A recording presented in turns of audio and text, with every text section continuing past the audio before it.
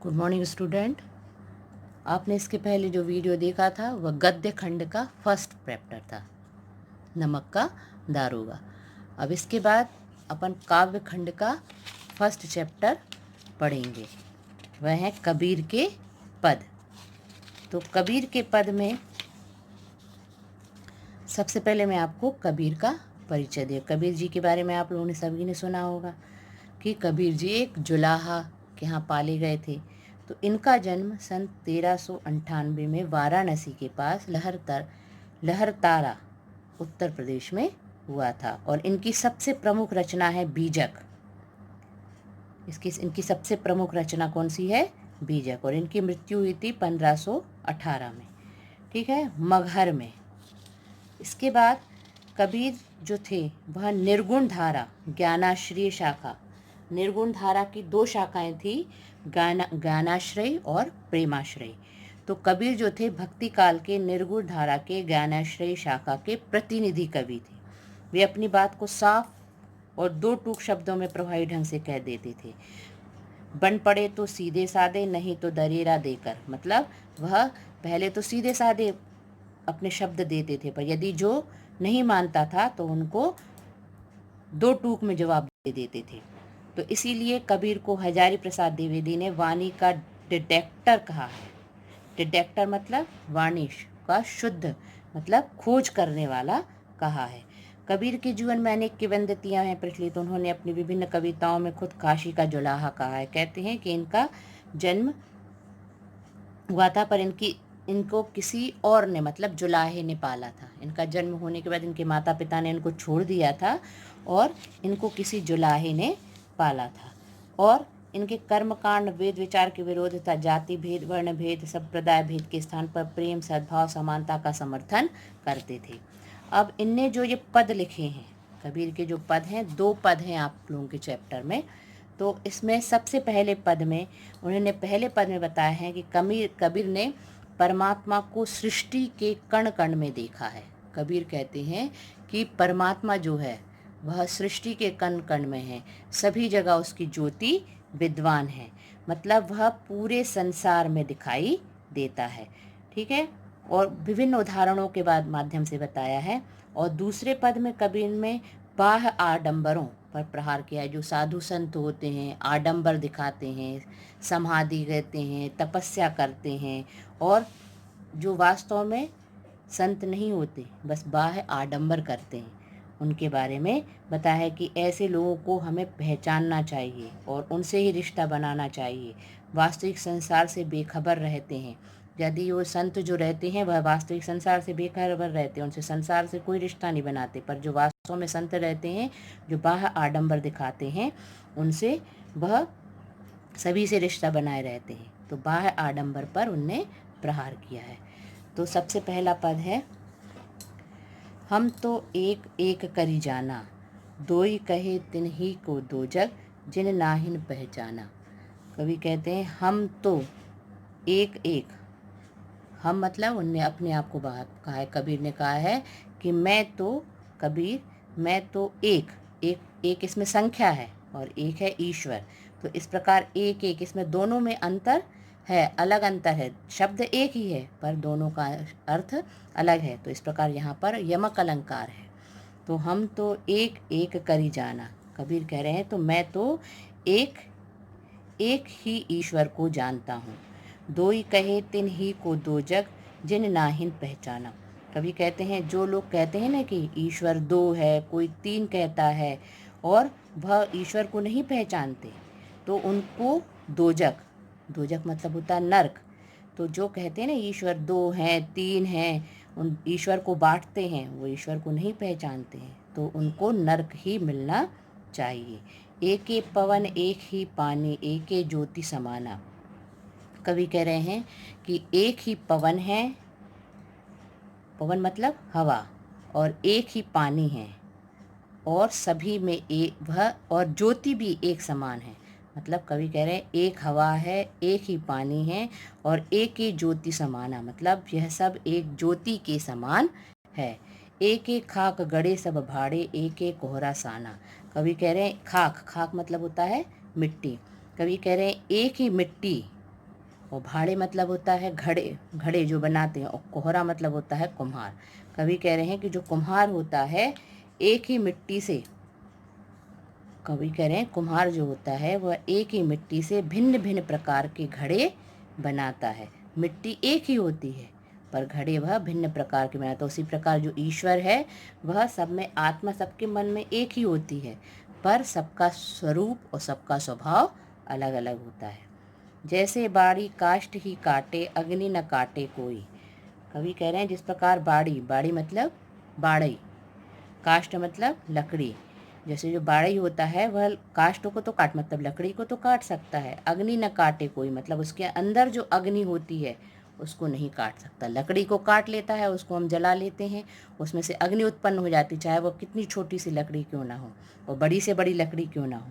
तो कवि कह रहे हैं उसी प्रकार जैसे बाड़ी जो होता है वह लकड़ी को तो काटता है परंतु उसके अंदर जो अग्नि होती है उसको कोई नहीं काट सकता। सब घटी अंतरे तू ही व्यापक, धरे स्वरूपे सोई। कवि कह रहे हैं सबके घटी मतलब हृदय में, सॉरी सबके अंदर में, अंतरी मतलब हृदय में, सब कवि कह रहे हैं सबके हृदय में एक ही ईश्वर का व्यापक है। वह सबके अंदर एक स्वरूप में सोया हुआ है, एक स्वरूप में व्यापक है, वह सबके हृदय में बसा हुआ है। माया देखी के जगत लुभाना, काहे रे नर गरबाना। कवि कह रहे हैं कि जो माया देख के, माया मतलब मोह माया या पैसा देख के जो जगत है, संसार लुभा जाता है। तो कवि कह रहे हैं कि लुभाने से हे नर गरबाना, मतलब माया देख के, मोह माया देख के, पैसा देख के, धन दौलत देख के यह जगत है उस पर लुभा जाता है और नर मनुष्य गर्वाने लगता, अभिमान करने लगता। निर्भय भया कछु नहीं व्यापे, कहे कबीर दीवाना। कवि कह रहे हैं निर्भय होकर रहो, कुछ मत कहो। मैं जिस प्रकार कबीर भगवान पर समर्पित होकर भगवान से दीवाना हो गया, भगवान से मिलकर दीवाना हो गया है भगवान पर, उसी प्रकार तुम भी निर्भय होकर रहो और किसी से कुछ मत कहो और तुम भी कबीर के समान दीवाने हो जाओ। अब इसका दूसरा पद जिसमें बाह्य आडंबरों पर प्रहार किया गया है, कवि कह रहे हैं संतो देखत जग बौराना। कवि कहते हैं कि संतो देखत जग बौराना, साज कही सो मारन धावे, झूठे जगपतियाना। कवि कह रहे हैं कि संतों को देखकर जग संसार बौरा जाता है, मतलब बौराना मतलब पागल हो जाता है। संतों को मतलब सज्जनों, संतों को देखकर जग संसार बौरा जाता है, पागल हो जाता है। साच कहो तो मारन धावे, झूठे जगपतियाना, यानी सच्ची सच्ची बात कहो तो मारने को दौड़ते हैं और झूठी बोलो तो जगत में विश्वास कर। जैसे जो संत जो लोग होते हैं यदि सच्ची बात करते हैं तो लोग उनको मारने दौड़ते हैं, पर यदि वह झूठ बात करते हैं तो लोग उस पर विश्वास करने लगते हैं, पतियाने लगते हैं। नेमी देखा धर्मी देखा, प्रात करे स्नाना। कवि कह रहे हैं नियम करने वाले, धर्म करने वाले और प्रातः स्नान करने वाले बहुत देखे हैं। आत्म मारी पखाने पूजे, उनमें कछु नहीं ज्ञाना। मतलब जो नियम धर्म करने वाले हैं, बहुत से संत ऐसे होते हैं जो नियम धर्म करने वाले होते हैं, धर्म दिखाने वाले होते हैं और सुबह सुबह स्नान करने वाले होते हैं, पर आत्मा, अपनी आत्मा को तो मार लेते हैं, पत्थर को पूजते हैं, पर उनमें कुछ ज्ञान नहीं है। मतलब बाह्य आडंबर है यह सब कुछ, उनमें कुछ ज्ञान नहीं है। बहुत तक देखा पीर उलैया, बड़े कितेब कुराना, के मुरीद तदबीर बतावे, उनमें उहे जो ज्ञाना। कवि कह रहे हैं कि बहुत से पीर ओलैया, मतलब पीर मतलब साधु संत, ओलैया मतलब जो मुस्लिम लोगों में जो पीर बाबा रहते हैं साधु संत, उनको पीर बोलते हैं। तो बहुत से पीर देखे हैं और बहुत कुरान की किताब, मतलब कुरान अपन लोग में जैसे रामायण पढ़ते हैं उसी प्रकार उनमें कुरान पढ़ जाती, बहुत सी कुरान पढ़े हुए पीर बाबा देखे हैं। और मुरीद, मुरीद मतलब होता है शिष्य, और अपने शिष्य को बहुत से उपाय बताते हैं, पर उनमें उन्हें जो ज्ञाना, मतलब उनको जो उतना सा ज्ञान रहता बस उतना ही बताते हैं और अधिक ज्ञान उनको नहीं होता। आसन मारी डिम्ब धरी बैठे, मन में बहुत गुमाना। आसन मारी मतलब समाधि, तपस्या करने बैठे हैं। डिम्ब मतलब समाधि लेकर बैठे हैं और आंखें बंद करके बैठे हैं, और मन में बहुत गुमान, मतलब मन में बहुत अहंकार है, बस आसन मार के बैठ गए हैं, समाधि लेकर बैठ गए हैं कि मेरे समान और कोई नहीं है। पीपर पाथर पूजन लागे तीरथ गर्व भुलाना। पीपर मतलब पीपल, पीपल पाथर मतलब पत्थर। पीपल और पत्थर को तो पूजने लगते हैं और तीर्थ जाने पर भी गर्व अनुभव करते हैं। टोपी पहरे माला पहरे छाप तिलक अनुमाना, ने टोपी भी पहन ली है, माला पहन ली है और अपने सिर पर तिलक भी लगा लिया है। मतलब ये सब बाह्य आडंबर करते जा रहे हैं कि पीपल को पूज रहे हैं, पत्थर को पूज रहे हैं, तीर्थ जा रहे हैं कि हम तीर्थ में हुआ हैं। टोपी पहन पहन के बहुत सारी रुद्राक्ष की माला और मालाएं पहन के और अपने सिर पर तिलक लगाकर घूम रहे हैं। साखी शब्द ही गावत भूले आत्म खबरी न जाना। साखी शब्द ही गावत भूले मतलब जो अपने संत से जो गीत सुने हैं, जो मंत्र सुने हैं, उनको भूलते जा रहे हैं। गावत भी जा रहे हैं, भूलते भी जा रहे हैं और अपने आत्मज्ञान की तो उनको खबर ही नहीं है।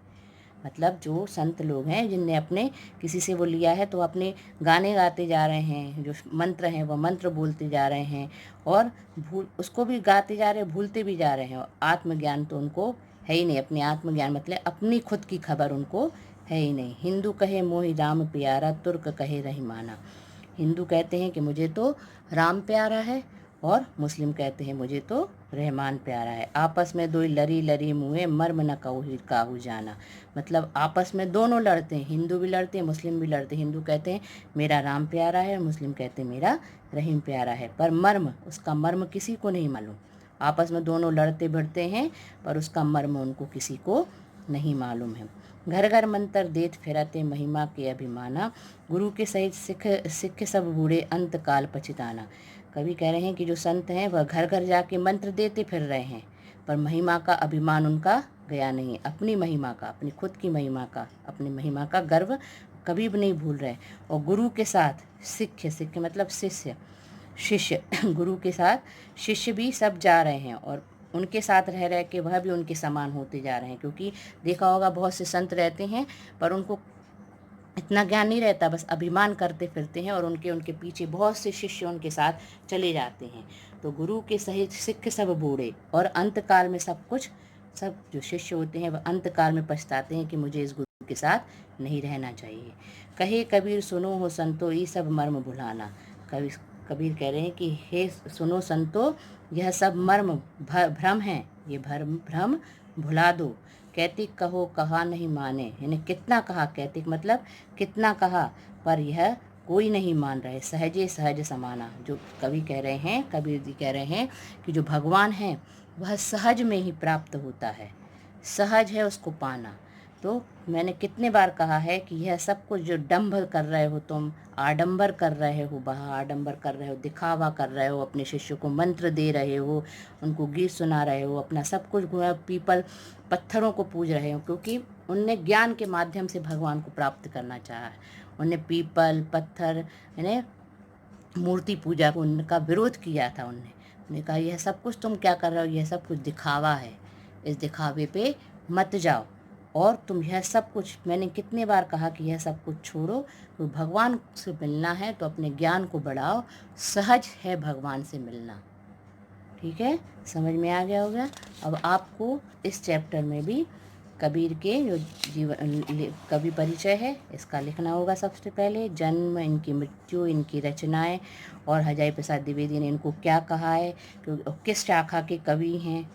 ठीक है, तो इसमें आपको बहुत बार इसमें से विकल्प टाइप में क्वेश्चन आ सकता है कि हजारी प्रसाद द्विवेदी ने कबीर को क्या कहा था, या वाणी का डिटेक्टर किस लेखक ने कहा है इनको। ठीक है, तो ये आपको इनका पहले लिखना होगा, फिर इसके बाद में अर्थ लिखवाऊंगी। ठीक है, थैंक यू।